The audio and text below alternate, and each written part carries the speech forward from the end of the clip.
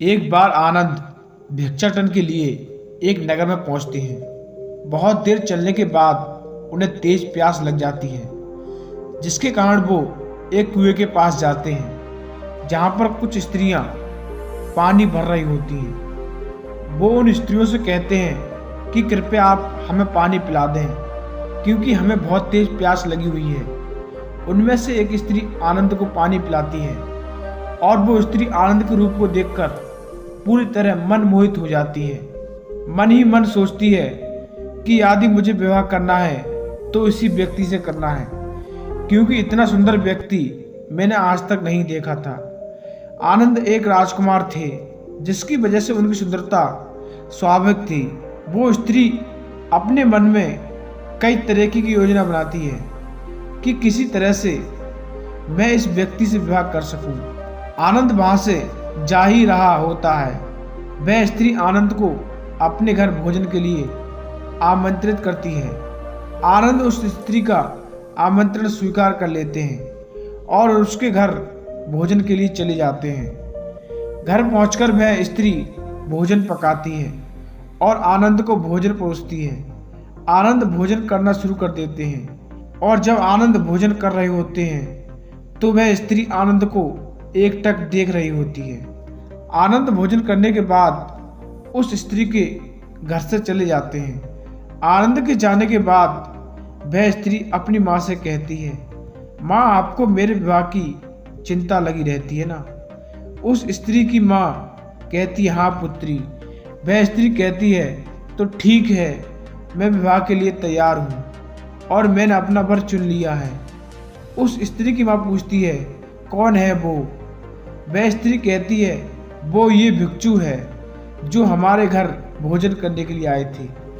उस स्त्री की माँ कहती है, पागल हो गई है तू, वह एक भिक्षु है और उसने संसार को त्याग दिया है। वह स्त्री कहती है, तो क्या हुआ, मैं उन्हें पुनः संसारी बना दूंगी।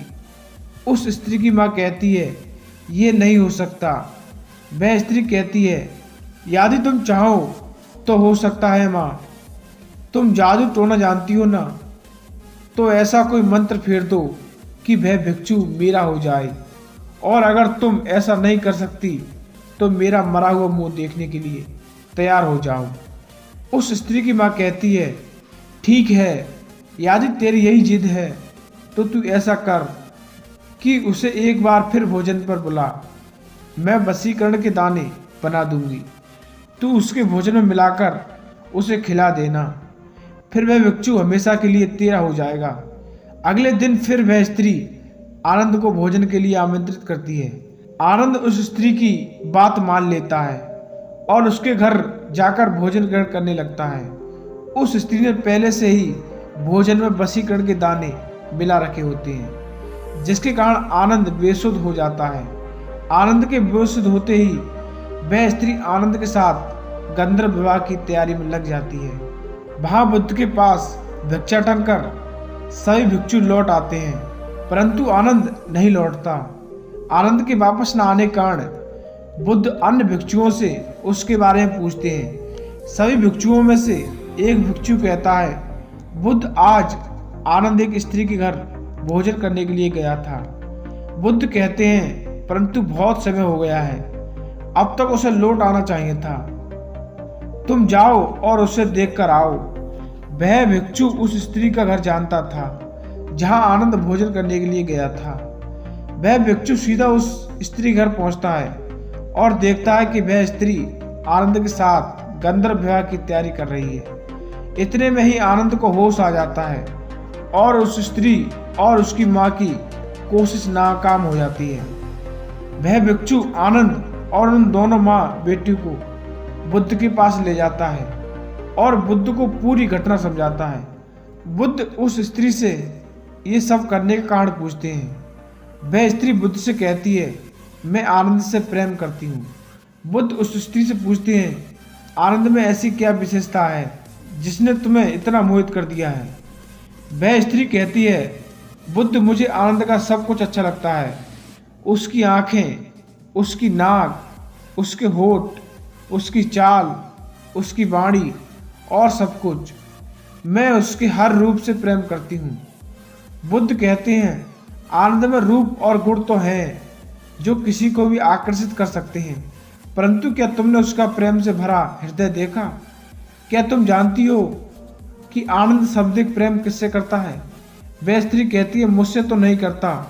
बुद्ध कहते हैं, यही तुम चूक गई। आनंद तुमसे भी प्रेम करता है, परंतु उसके प्रेम की व्याख्या वह नहीं है जो तुम समझती हो। आनंद स्वतंत्र है, मुक्त है, उसका प्रेम बहुत गहरा है। वह समस्त मानव जाति से प्रेम करता है और ये चेष्टा करता है कि समस्त मानव उस प्रेम के मार्ग पर चल सके। उसका प्रेम उसे जलाता या दुखाता नहीं है, जिस प्रकार तुम्हारा प्रेम तुम्हें जला रहा है।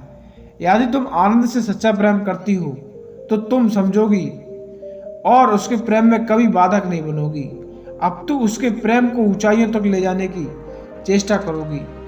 बुद्ध की बात सुनकर वह स्त्री रोने लगती है और बुद्ध से कहती है, मेरा प्रेम स्वार्थी था और आनंद को अपने आप से बांधना चाहती थी। क्या मैं भी भिक्षु आनंद की तरह प्रेम कर सकती हूँ? और क्या आप मुझे सिखाएंगे ऐसा प्रेम जो निस्वार्थ हो, जो संपूर्ण मानव जाति के लिए हो? बुद्ध कहते हैं, अवश्य सिखाऊंगा।